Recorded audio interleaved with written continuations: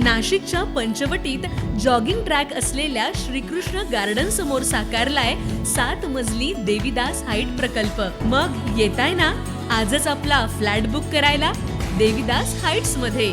आमचा मोबाईल क्रमांक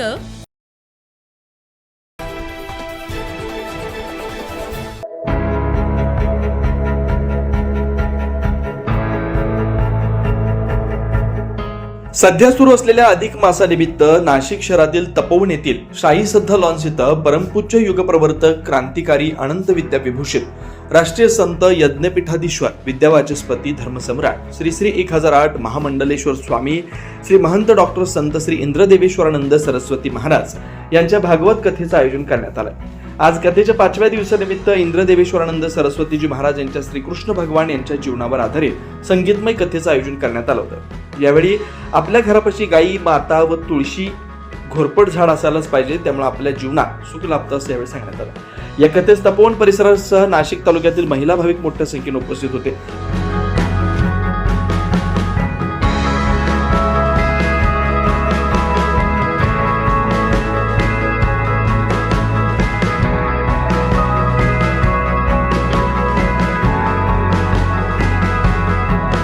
सायंकाळी भागवत कथा सप्ताहाचं आयोजन देखील करण्यात आलं।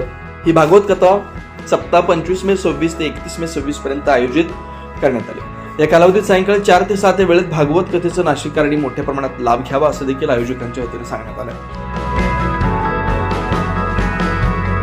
बाल रूप का दर्शन करके भविष्यवाणी बोलकर चल दिए।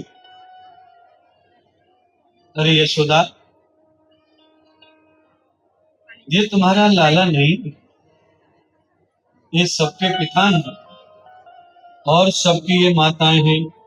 ये पार ब्रह्म परमात्मा श्री नारायण है। और ये आध्यात्मिक रहस्यमयी बातों को सब समझ नहीं सकते।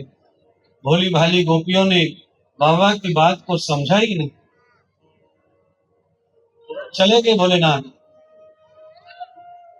दर्शन हुआ, आनंद मिला और जो बताना था बता के गए। एक दिन कुशलता से बीता, अमावस का दिन आया। कंस को आकाशवाणी के भय के कारण कंस ने पूरे ब्रजमंडल में जितने भी बालक पैदा हुए कृष्ण पक्ष में उन सबको मारने का आदेश कर दिया। राक्षसों ने छोटे छोटे बच्चों को यमुना जी में जीवित ही फेंक दिया। नहीं मार पाए राक्षस तो केवल नंद के बालकों। क्यों नहीं मार पाए? क्योंकि सुरक्षा की लंबी दीवार लगी थी, एक मर्यादा, और वो सुरक्षा करने वाला कौन था? नंद बाबा की 9 लाख गाय और नंदी बैल, ये सब रक्षा कर रहे थे भगवान। इसीलिए दरवाजे पर पहले सभी एक गाय बैल रखते थे। कई लोगों पर तो खेती भी नहीं थी तो भी बैल पालते थे। कई लोग खेती करते नहीं थे तो भी बैल पालते थे। बलश्रुति यथा व्यातम, बल के कारण बैल नाम पड़ा है गाय पुत्र का। शंकर भगवान ने भी बैल को ही अपनी सवारी माना है। अब आप समझ सकते हैं कि बैल क्यों जरूरी है। अगर शंकर के दरवाजे पे जरूरी है, पर तुम तो कीड़े मकोड़े हो, तुम्हारे दरवाजे पे तो जरूर ही जरूर। जिसे किसी सुरक्षा की जरूरत नहीं है वो शंकर है। लोकस्य मृत्युम सर्वे सपुष्टम, सबकी मृत्यु जिसकी मुष्टि में है, मुष्ट में, वो शंकर। वो भी दरवाजे पर बैल को बांधे हुए हैं और कहा मेरी तरफ देख। सबके दुश्मन होते हैं, भगवान के भी दुश्मन हैं।